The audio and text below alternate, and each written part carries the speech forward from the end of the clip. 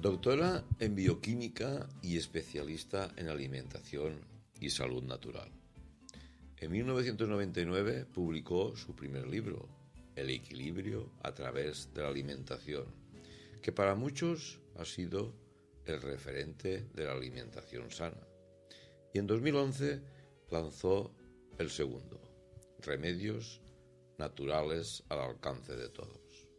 Pasó de la investigación en innovación de fármacos en el CSIC de Madrid y de catedrática de enseñanza secundaria de física y química a dedicarse en cuerpo y alma a divulgar, enseñar y practicar lo que más le apasiona.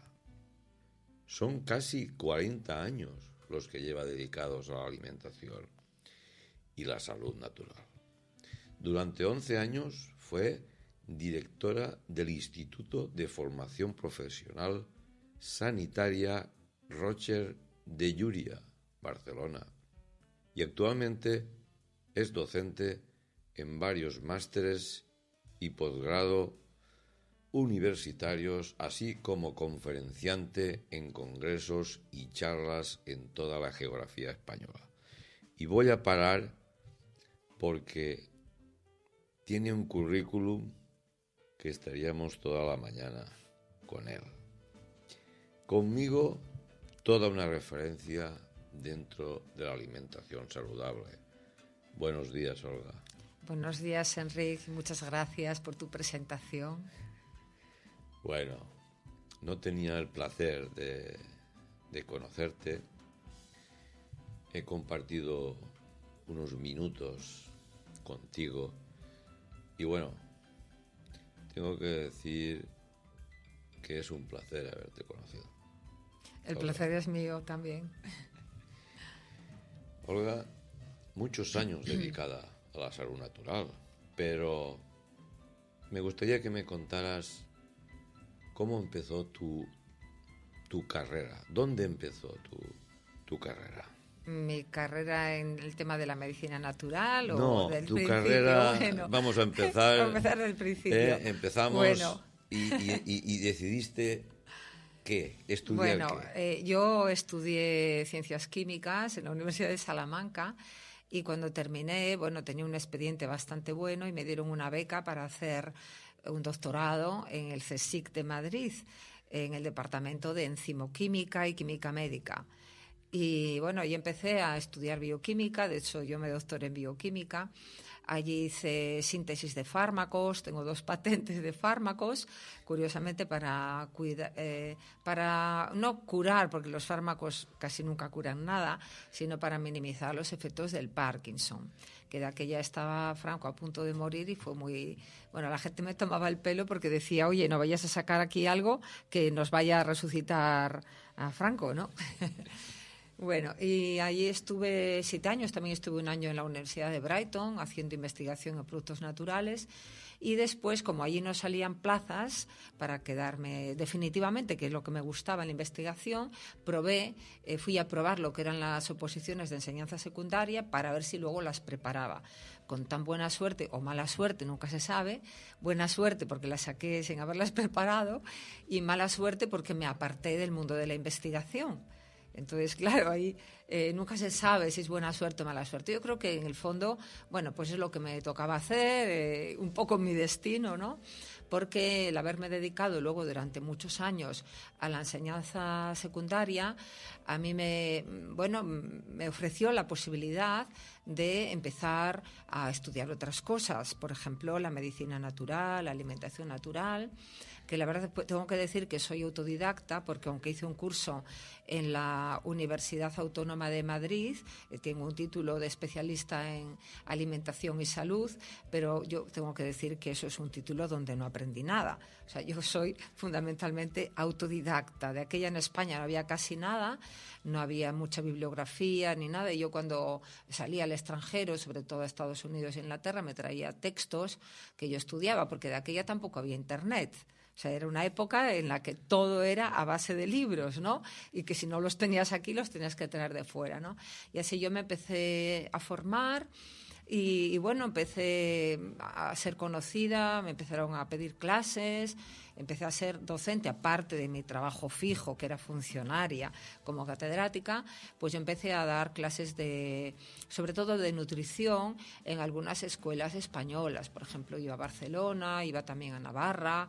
Bueno, empecé a moverme, luego ya me empezaron a llamar de muchos sitios, de universidades de verano, de mucho, y como había hecho unos apuntes durante unos años, tan buenos para la época, porque no había nada, pues de ahí salió un libro, que yo nunca pensé en escribir un libro, pero hubo quien me dijo, hombre, estos apuntes tienes que hacerlos en forma de libro y tal, y al final salió un libro, El equilibrio a través de la alimentación, que es un libro muy artesano, donde participaron hasta mis hijas, el papá de mis hijas con los dibujos. Bueno, lo hice yo en el ordenador, lo edité yo, o sea, era muy artesano, muy de dentro, y bueno, curioso, me sorprendió porque tuvo un éxito arrollador. E incluso se puso de texto en muchas escuelas de naturopatía españolas. Y bueno, ahí empecé yo a ser más conocida, empecé a ir a muchos sitios a dar clases, conferencias, hasta que por fin di el mayor paso que creo que he dado, el mayor cambio que ha dado en mi vida, que es irme a Barcelona, un proyecto dedicado única y exclusivamente a la medicina natural y a la alimentación, que fue el Instituto Roger de Llúria de Barcelona, la institució de formació profesional Roger de Llúria, que allí me fui con mi hija Lucía.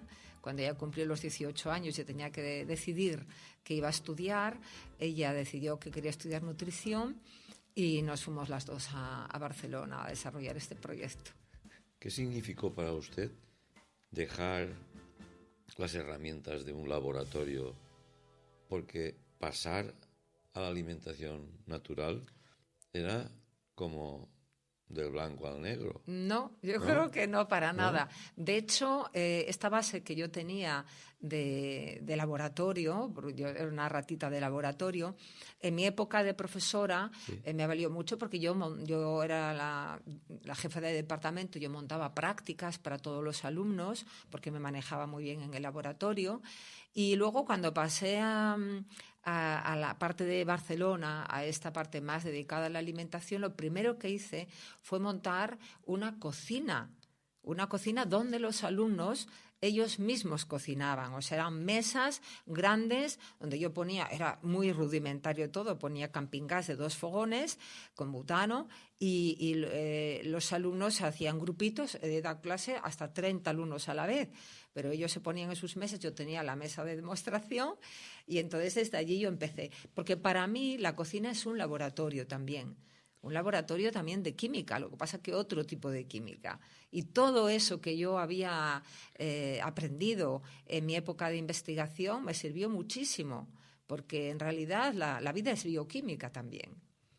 Y la alimentación es bioquímica pura. Lo que pasa es que los que no entendemos mucho de esto, sí que vemos que los laboratorios de la farmacia, por decirlo de alguna manera, no son muy saludables, pero la alimentación saludable sí que es saludable para nuestro cuerpo. La prueba está de que una persona cuando elige comer bien, lo nota. Claro. Es que hay una diferencia muy grande entre la química de los laboratorios y lo que yo llamo química de la alimentación. Lo primero que yo tengo que decir es que para mí la alimentación, como la salud, hay que mirarla desde un punto de vista global. Cuando esto lo trasladamos a la alimentación, yo veo un alimento con sus propiedades, cómo lo digieres, cómo lo absorbes, qué efectos tiene, más que los nutrientes, que también son importantes. O sea, por eso digo que también es bioquímica, porque ahí hay una serie de nutrientes que esto ya está muy estudiado actualmente, y en lo que ha avanzado la alimentación, la nutrición más que la alimentación actual, es precisamente en encontrar esos nutrientes y otras sustancias que son los fitoquímicos como antioxidantes, como las fibras, que antes no se les daba importancia, la alimentación para la microbiota. Bueno, todo esto es muy novedoso. Pero hay una cosa que nunca ha cambiado, que es el propio alimento y las propiedades que tiene el alimento en sí, independientemente de que tenga vitamina C, de que tenga hierro, de que tenga magnesio, independientemente de eso. Yo todo esto tuve la suerte de estudiarlo o de comprenderlo más que de estudiarlo, porque una cosa es estudiar y otra cosa es comprender. Yo tuve la suerte de comprenderlo a través de la medicina tradicional china. Yo me inicié con la macrobiótica porque era lo que en el año, 90 y tantos en España es lo que más se veía dentro de la alimentación natural, lo que más, digamos que esto estaba de moda, pero luego profundicé en la medicina tradicional china y ahí es donde realmente yo entendí y comprendí el valor del alimento en su conjunto y el valor de la alimentación en su conjunto. Y de hecho yo también he dado clases de dietética según la medicina tradicional china. Entonces, claro, yo pienso que primero hay que abordar todo desde un punto de vista global, ver a la persona en su conjunto, el medio donde vive, lo que le interesa comer, el efecto que tienen los distintos alimentos, que esto está muy estudiado en la medicina china. Y luego, pues ya, cuando entramos en el detalle, pues sí, ver que no le falte ningún nutriente y que si tiene, por ejemplo, en las analíticas, vemos que tiene una anemia ferropénica, veremos cómo tratarla con los nutrientes adecuados. O que tiene una anemia megaloblástica o que tiene un exceso de, a lo mejor, de colesterol o lo que sea. Ya entramos más en el detalle bioquímico. Pero de entrada hay que ver la alimentación que más le interesa a cada uno dependiendo de la naturaleza que tenga él y la naturaleza exterior, es decir, si estamos en invierno, en verano, si hace frío, si hace calor, si hay humedad, si hay sequedad. Entonces, claro, nunca se puede generalizar la alimentación. Por ejemplo, hay gente que, dice, yo me voy a hacer crudívoro, comer todo vegetariano y crudo, porque, claro, ya están todos los nutrientes sin haber sufrido ninguna transformación, y esto debe ser lo mejor. Digo, hombre, a ver, depende si a ti te va a venir bien esa alimentación o no. Por ejemplo, si tú tienes una naturaleza que llamamos en la medicina china fría, frío interno, que a veces tienes frío que lo notas, a veces no. Tienes otros síntomas, como por ejemplo que retienes líquidos o que tienes como más lentitud a la hora de pensar o de gestionar tus emociones. Bueno, pues no conviene esa alimentación tan fría. Es mejor una alimentación caliente.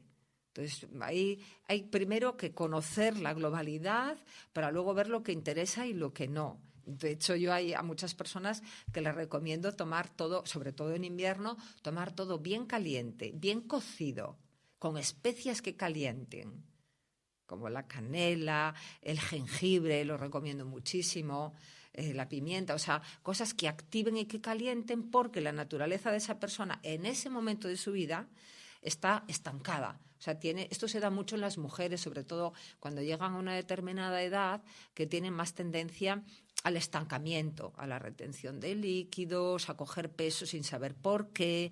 Y entonces, claro, si se guían solamente por el tema de los nutrientes y de las modas, se ponen igual a comer o a cenar una ensalada con un yogur y dices, claro, no está metiendo kilocalorías, pero es que está metiendo una alimentación muy fría. Y eso no le conviene porque eso le va a agravar el estancamiento que tiene.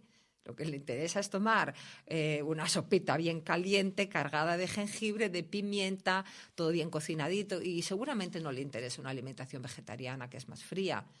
La alimentación tiene que tener muchos vegetales para todos, pero la alimentación vegetariana pura, pues hay gente que no la procesa bien, que no le digiere bien. Se necesita calor para digerir también. Cuando usted decide ir directamente a la salud natural, ¿cómo lo entendieron sus compañeros de profesión? ¿Una revolución eso? Porque bueno, en aquella época, poca gente.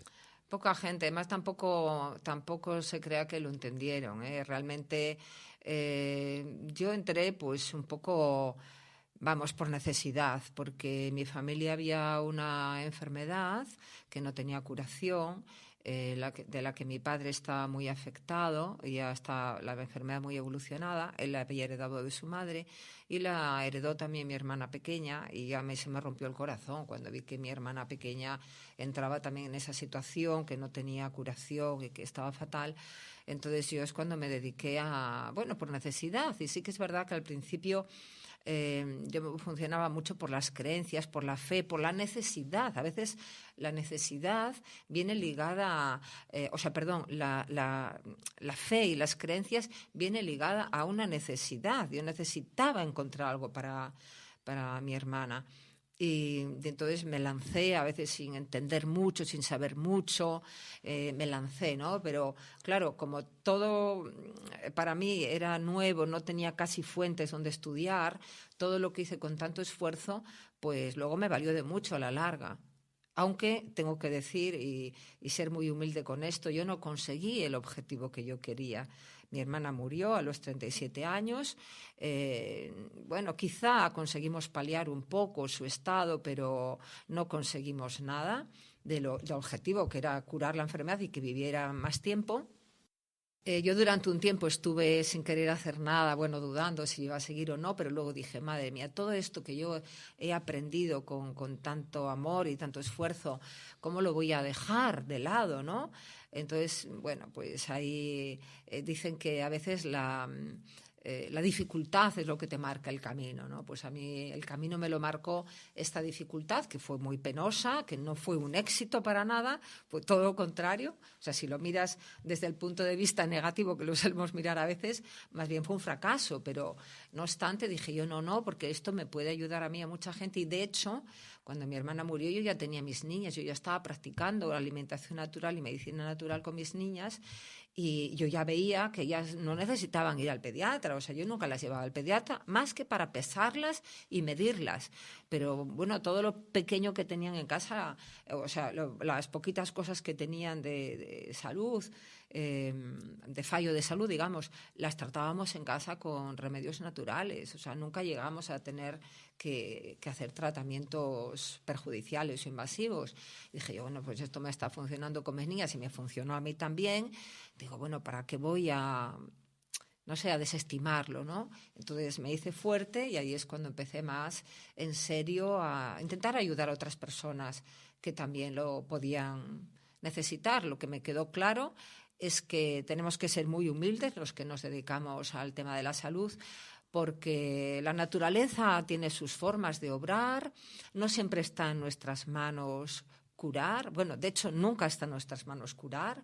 Está en nuestras manos ayudar a la naturaleza con sus fuerzas curativas y, sobre todo, a consolar, apoyar, a consolar, acompañar y a conseguir que la naturaleza de cada uno obre lo mejor posible.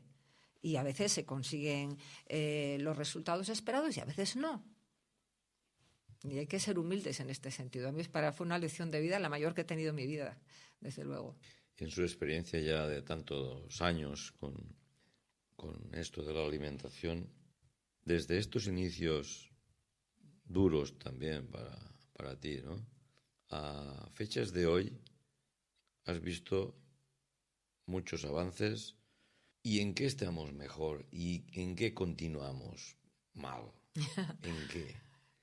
Yo creo que ahora estamos mejor en cuanto que se prolonga la vida. Tenemos herramientas para sostener a las personas con medicación muy agresiva, con operaciones muy agresivas. Somos capaces de que vivan durante más tiempo, pero yo creo que la calidad de vida no es mejor. O sea, yo creo que ahí hemos retrocedido un poco. Hablo de la mayor parte de la población, porque luego hay mucha gente que está concienciada, que se está cuidando y que hace que su organismo tenga más vitalidad, más energía vital de la que nos hablaba Hipócrates, que es esa energía con la que podemos hacer frente a lo que pueda venir, como el virus que vino ahora, el virus famoso de la pandemia. Pues si uno tiene un buen sistema inmunitario, pues puede hacer más frente, puede hacerle mejor frente a cualquier eventualidad que venga. Así que, bueno, en ese sentido en el que delegamos casi todo a la medicina y no nos hacemos responsables de nuestra salud, en este sentido hemos perdido, yo creo. Perdido intuición, perdido la manera de hacer, de cuidarnos, que antiguamente yo creo que se tenía un poquito más en cuenta, porque como no había tanta medicina ni tantos médicos, pues entonces cada uno se intentaba cuidar de otra manera, ¿no? En las familias había remedios de siempre, se intentaban paliar con esos remedios y se dejaba pues que la naturaleza obrara. Sí que es verdad que hoy día se pueden salvar muchas vidas que antes se perdieron, porque por ejemplo hay una infección fuerte, porque en ese momento tu sistema inmunitario, por lo que sea, está muy deprimido y ahora te ponen un antibiótico y te salvan la vida. O sea, yo por supuesto tengo que aplaudir a todos los avances de la medicina, pero eso sigue siendo compatible con los cuidados naturales. Es decir, cuídate, sé responsable de tu salud, cuida tu energía vital y cuando lo necesites de verdad, acude a la medicina, que la medicina te puede ayudar también. O sea, yo creo que las dos tienen que ir a la par. Claro, las dos, tu salud estaría más reforzada. Efectivamente. Y, por ejemplo, imagínate que te tienen que hacer una operación. Si tú a esa operación vas con buena energía vital, vas fuerte, vas a salir mucho mejor de esa operación. Pero si ya vas muy medicamentado, muy débil, es muy difícil que salgas bien. Vas a salir bastante perjudicado. Te va a costar un montón recuperarte. Entonces hay que... O sea, el punto de partida, que es lo que podemos hacer nosotros por nosotros mismos, no lo puede hacer nadie por ti. No lo puede hacer un médico, no lo puede hacer nadie. Puede hacerlo algún terapeuta que te acompañe, que sepa de qué va esto de los cuidados naturales, que te oriente, que te acompañe, que te diga lo que te conviene más, lo que no. Pero eres tú el que tiene que cuidarte. Eres tú el que tiene que comer bien, eres tú el que tiene que hacer ejercicio, el que tiene que meditar si es que tiene que bajar el estrés. O sea, todo eso lo tiene que hacer uno mismo. Olga, ¿crees que en la educación, en los colegios ya desde infantil, haría falta enseñanza alimentaria? Bueno, mucha falta. El problema es que a veces la hay, pero hay un tipo de alimentación muy ligada a la industria alimentaria, que es la que también, desgraciadamente, se enseña en casi todas las universidades, en casi todos los centros de formación profesional. Entonces, claro, la que se enseña también en los colegios y la que hay en los libros de texto, pues es un tipo de alimentación que está muy marcada por la industria alimentaria, por los intereses que hay más allá de la salud de los ciudadanos, ¿no?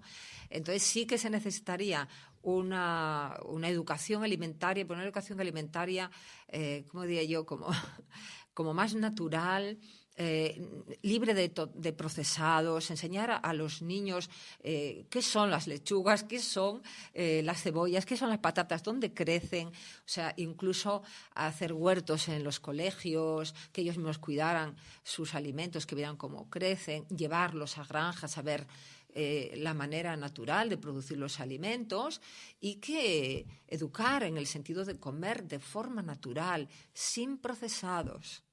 Sobre todo para los niños, que son muy negativos, sin bebidas edulcoradas, sin todas estas porquerías que se les da, sin los zumitos esos que llevan no sé cuántos ingredientes y no sé cuántas etiquetas. Entonces esa educación es la que había que hacer. Sin ir más lejos, en institutos, bueno, yo tengo uno que es el conservatorio, que allí sí que he ido mucho estos últimos años, y allí las máquinas están instaladas. Los conservatorios son de la consellería. O sea que no es que es un privado que ha querido poner allí una máquina. Allí están llenos de comida súper procesada. Y los niños salen de una clase y se van a cambiar a otra clase, salen del instrumento por ser más gráfico, ¿no? Se van al de solfeo y pasan por la máquina. Y eso te entristece, ¿no? Ver que el que te está guiando a ti te está poniendo el caramelo ahí para que lo consumas. Claro, lo que pasa es que los profesores del conservatorio tampoco ellos no, tienen... profesores no, me refiero ¿Quién? a la Consellería. La Consellería. La Consellería debe de prohibir, vale, efectivamente, que no se ponga ese tipo de alimento. Sí, en algunos países ya lo han prohibido. La máquina que esté, pero que no esté llena de... No, que pongan manzanas, que pongan, no sé, fruta, que pongan, le ponen surtos secos, no sé, cositas que son saludables y que van bien para los niños, para los chicos. Pero claro, el problema es que de entrada ya en el tipo de alimentación que se enseña en la mayor parte de las universidades y en la mayor parte de los centros educativos, pues es una alimentación muy basada en lo que le interesa a la industria farmacéutica, la industria alimentaria. Entonces, bueno, pues muchos médicos tampoco tienen esta formación. En medicina tampoco se estudia nutrición. Entonces, se estudia es muy de pasada. Entonces, la figura del nutricionista bien formado es bastante reciente. Y además, muchos de los nutricionistas que están ejerciendo de nutricionistas tampoco tienen esta otra visión más holística, más completa, más de la alimentación natural, sin procesados. Lo que me estás diciendo es que no solo falta...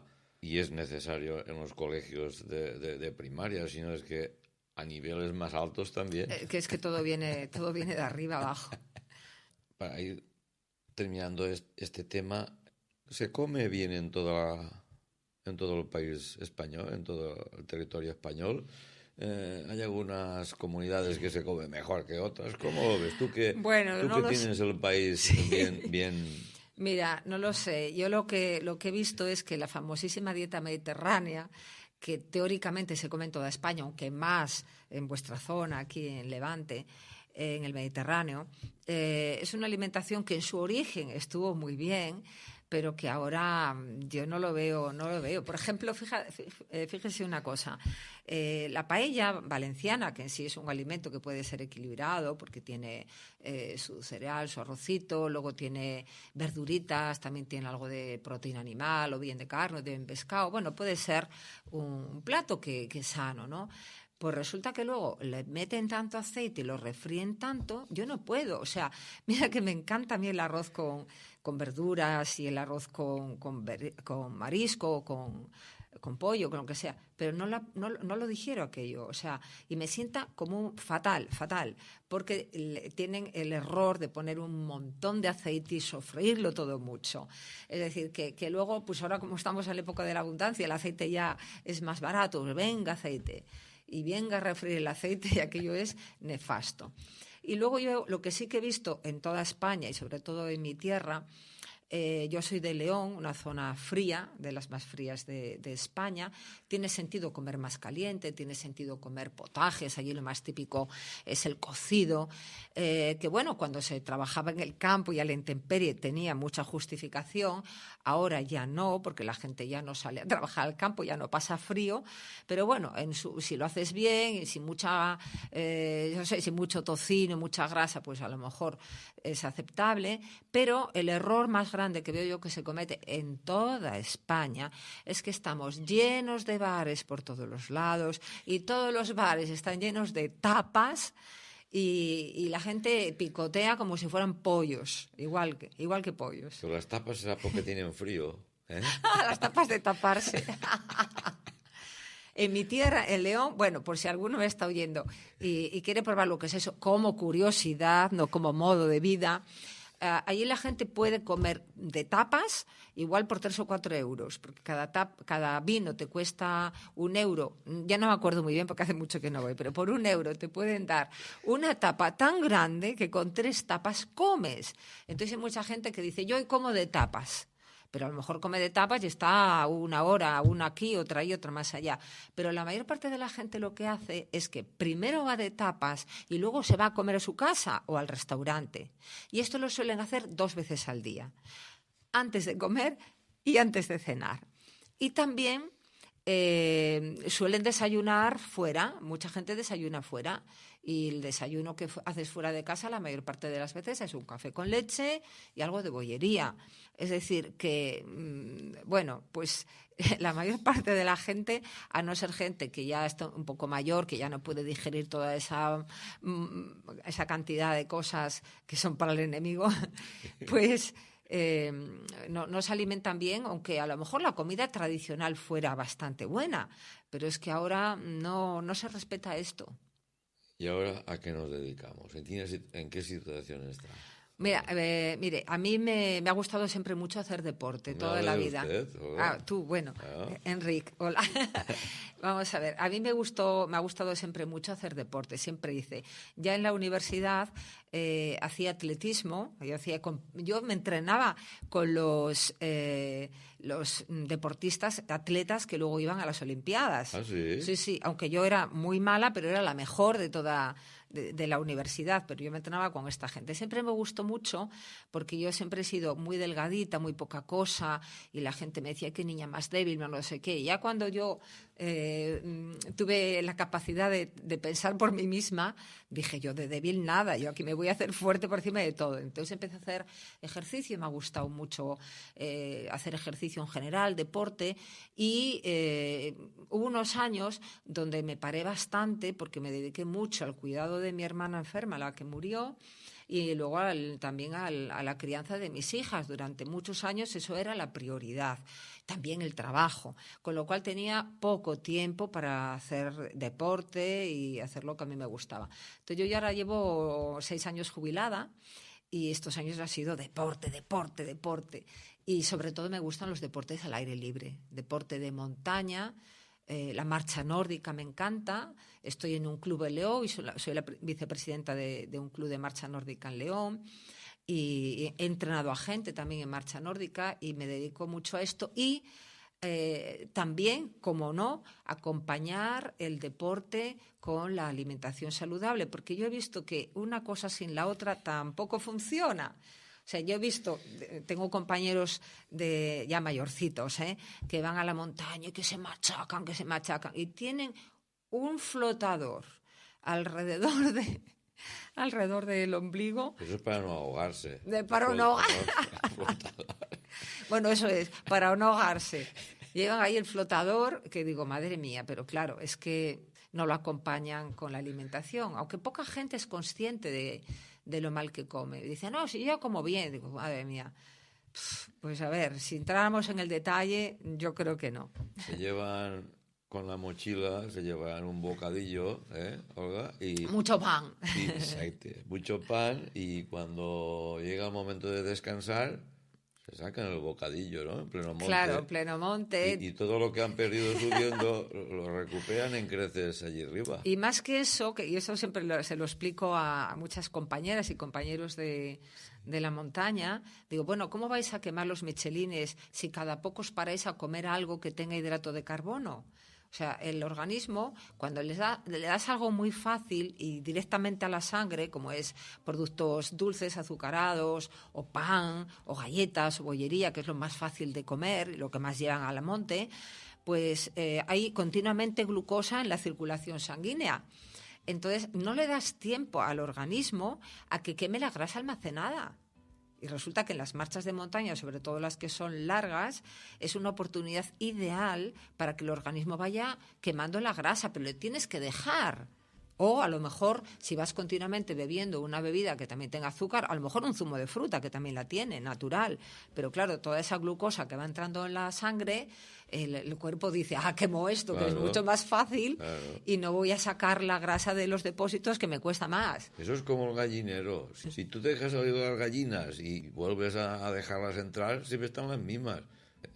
Claro. El gallinero siempre estará lleno. ¿Por qué pasa eso, Olga? Porque los deportistas, los amateurs que quieren salir sí, con las bicicletas, hacen un avituallamiento. La etapa puede estar de 90 kilómetros, pero hacen un avituallamiento en un bar, esos que has nombrado tú, uno de tantos, de 1 hora de avituallamiento, toda la mesa preparada, olivas, todo. Y al final el carajillo y todo. Vamos a ver. Bueno, yo creo que... ¿Por qué la gente no tiene conciencia de...? Bueno, el por qué es que no nos ayuda nada la publicidad, por ejemplo, no nos ayuda nada. Toda esta moda de los snacks, de hay que comer 5 veces al día y tal, viene mucho de mano de la industria alimentaria, que le interesa mucho que comas entre horas, porque es donde meten ellos sus snacks, ¿sabes? Y fáciles, y barritas energéticas para el deportista y tal. Entonces se nos ha hecho creer que eso es lo ideal. Entonces, claro, nosotros, todos los deportistas, hay algunos que están adictos a tomar sus barritas energéticas porque es que si no les da una hipoglucemia, es normal, porque al metabolismo hay también que educarlo. Es decir, que si tú no le das la posibilidad de hacer todos esos mecanismos bioquímicos que tiene que hacer para quemar la grasa en lugar de la glucosa, y si siempre estás tomando hidrato de carbono, no le das no lo educas el metabolismo, y cuando necesitas precisamente sacar de tus depósitos ese combustible no sale, porque no está entrenado a salir. Entonces, claro, es como un círculo vicioso, que si no lo haces habitualmente en tu vida, cuando vas a la montaña a hacer esas carreras o esas travesías largas, tienes que ir comiendo algo porque si no te da una pájara. Dices, que si no lo como me da la pájara. Digo, no, claro, ya lo sé, cómelo, que es malísimo que te dé la pájara. Yo no quiero que te dé una pájara, pero en el día a día hay que hacerlo de otra manera. No puedes estar comiendo continuamente un snack a media mañana, a media tarde, a no sé qué, y acostumbrarse a esto y a las tapas que decíamos antes. Entonces esto el deportista lo tiene mal, porque como no se acostumbre a hacer pocas comidas y a sufrir un poco cuando tiene que hacer una subida, pues que la haga y a comer a la vuelta, ¿no? Pero es que si no tienes un poquito de estrés metabólico en ese sentido, no llegarás a ser eficaz al quemar la grasa que tienes almacenada, por ejemplo, y a sacar el glucógeno, a sacar la glucosa que está almacenada en el glucógeno. El deporte, este deporte en la pandemia ha subido bastante, ha sido... A ver, lo que es el deporte no, pero lo que es el senderismo, la caminata, eso por suerte ahora todo mundo va a caminar, todo mundo. Lo que pasa que, bueno, es saludable, muy saludable, 1000 veces mejor hacer eso que nada, pero claro, si se acompaña con una alimentación sana, pues se notaría más en la salud, se notaría más. Y también lo notaría él a la etapa siguiente. Claro. Se encontraría mejor. Efectivamente. Entonces, si uno va comiendo bien, cada vez va a poder hacer más ejercicio y va a encontrarse mejor, va a resistir más tiempo. Hola. Hemos estado un ratito charlando. ¿Cómo te has encontrado? Muy agradable. Eres muy agradable, Enrique. Muy cercano y muy familiar también. Muchas gracias. Bueno, ya te he dicho al inicio que ha sido un placer, ¿no?, haberte conocido. Ya conocí a tu hija.